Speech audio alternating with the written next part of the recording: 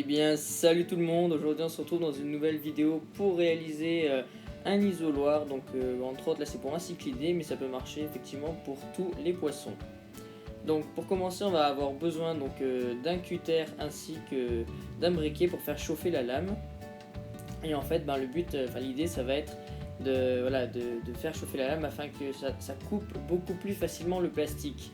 L'idée c'est que au final ça transperce le plastique comme dans du beurre, donc ça évite de forcer, c'est vraiment très très facile. Donc ensuite on vient repérer tout simplement l'endroit où on va venir dessiner le carré pour percer le plastique tout simplement. Et en fait ça va être le trou, en fait ça va faire un gros trou, et c'est là où on viendra placer notre grille en plastique.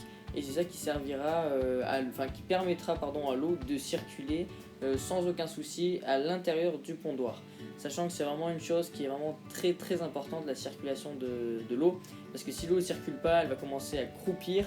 Et que ce soit des bébés à l'intérieur ou une femelle en incubation, ça va clairement pas le faire, parce qu'au final, elle risque de mourir en fait. Donc là, comme on peut le voir à l'écran, j'étais en train de découper le truc. On va voir qu'il s'est cassé à un endroit. En fait, cette boîte, c'était une boîte qui était quand même assez fragile, je dois dire. Donc même en faisant chauffer la lame, c'était assez compliqué de couper droit et proprement, tout simplement parce que vraiment c'était assez cassant. Et voilà, on peut voir que là je l'ai cassé, il y a des endroits où c'est cassé. Et au final, c'est pas très très grave. Tant que c'est clairement récupérable. On peut voir que même là la grosse fissure elle est clairement récupérable, il n'y a aucun souci, les poissons ne vont absolument pas passer à travers. Voilà, donc l'idée après ça va être de percer, comme on peut le voir là, plein de petits trous autour du trou, autour du grand trou en fait. Donc moi ce que j'ai fait, je les ai fait avec une petite mèche, je sais pas, je vais vous la montrer juste après. Enfin bref, que j'ai inséré dans ma perceuse. Et en fait j'ai tout simplement fait des trous, c'était vraiment très très rapide. Voilà, on peut voir que la perceuse, et au bout en fait c'est comme un petit pic, hein, c'est beaucoup plus gros qu'une aiguille. Mais voilà, en gros c'est à peu près la taille d'une pointe de compas. Donc si vous n'avez pas d'objet du style, n'hésitez pas à prendre un compas. Bon, après suivant les plastiques c'est assez compliqué, mais enfin bon bref. Le tout c'est de faire des petits trous, pourquoi pas un petit forêt si vous en avez un. Donc voilà, moi je fais avec ça, c'était franchement très très pratique. Ensuite, on va prendre le grillage qui va nous servir tout simplement à boucher le trou pour éviter que la femelle s'échappe. C'est logique, ainsi que du fil pour coudre. En fait voilà, comme on peut le voir ici, j'ai cousu les 4 bords. J'espère qu'on voit bien le petit fil, donc c'est du fil de pêche. Hein. Donc là en fait l'idée c'est de coudre d'abord les 4 coins, comme ça le grillage ne bouge plus. Il est bien fixé, et après on va pouvoir coudre, passer au-dessus, en dessous, dans tous les petits trous qu'on a fait. Et en fait ça évite tout simplement d'acheter de la colle qui coûte vraiment très cher par rapport au reste de la boîte et du grillage quoi. Donc après moi j'ai utilisé du grillage en plastique bien évidemment, mais on peut aussi utiliser de la moustiquaire, ou pourquoi pas une vieille épuisette où on aura coupé le filet. Ça marche aussi très bien. D'ailleurs moi personnellement je vous recommande soit cette technique de l'épuisette, soit de la moustiquaire, qui est vraiment beaucoup plus fin. Donc si jamais vous voulez élever des bébés à l'intérieur, c'est ce qu'il faudra utiliser. Voilà, donc moi il faut savoir que j'ai fait quand même plusieurs prototypes, donc j'en ai déjà 2 dans l'aquarium. Et donc celui-ci je voulais l'améliorer en faisant un trou sur les côtés. Donc c'est ce que je vais faire d'ailleurs.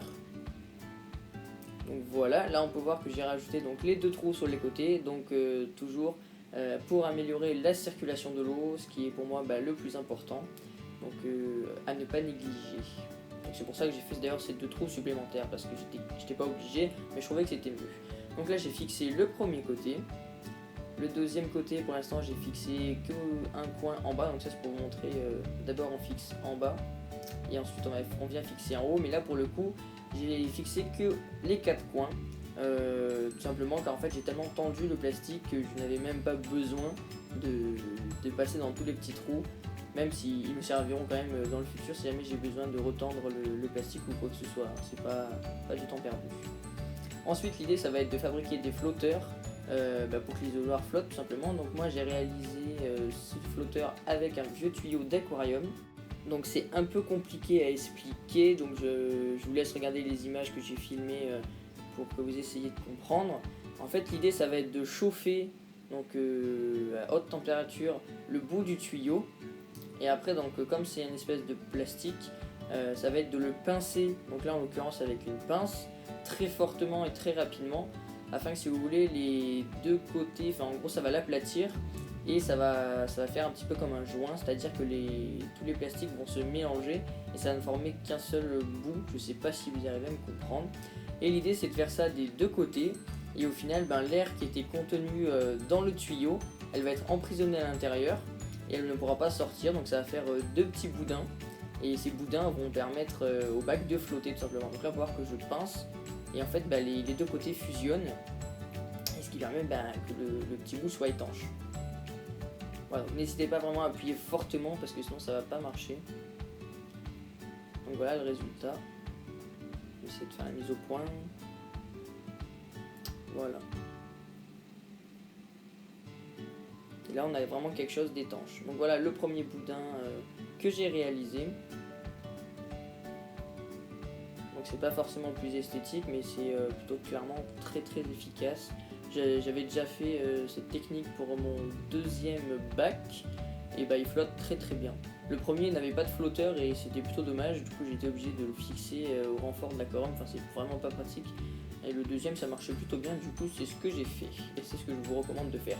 Après bien sûr on peut prendre plein d'autres trucs qui sont compatibles avec l'aquarium, qui pourront faire office de flotteur. Donc là je vais vous montrer donc mon premier bac que j'ai créé. Donc voilà mon premier bac, donc c'est celui qui héberge actuellement les bébés. Donc j'ai laissé les algues se développer, donc je ne l'ai pas nettoyé, c'est fait exprès, ne vous inquiétez pas, pour que les bébés puissent se nourrir de ces algues en plus de la nourriture tout au long de la journée. Ensuite, ça c'est le deuxième bac où j'ai ma femelle Labidochromis cariellus, donc qui a des bébés dans la bouche, elle est en incubation. Elle est là depuis un petit peu moins d'une semaine. Et là, le troisième bac que je viens de fabriquer avec les ouvertures sur le côté. Donc on peut voir qu'il flotte parfaitement. Donc là, il est en train de se balader dans l'eau, mais après j'irai le caler avec les autres bacs. Donc en gros, voilà ce que ça donne dans l'aquarium. Donc franchement, plutôt satisfait, sachant que c'est vraiment un isoloir qui m'est revenu vraiment pas cher du tout. La petite boîte en plastique m'a coûté 2,50 €, le grillage c'était de la récupération, et le fil de pêche je ne sais pas combien ça coûte, mais voilà, on n'en utilise pas beaucoup.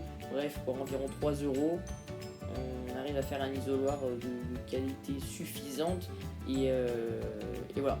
Enfin bref, donc je vais pas faire plus long pour cette vidéo qui est déjà suffisamment longue, donc j'espère qu'elle vous aura plu. Si vous avez des questions, n'hésitez pas à les poser. Et puis sur ce, moi je vous dis à la prochaine. Allez, ciao!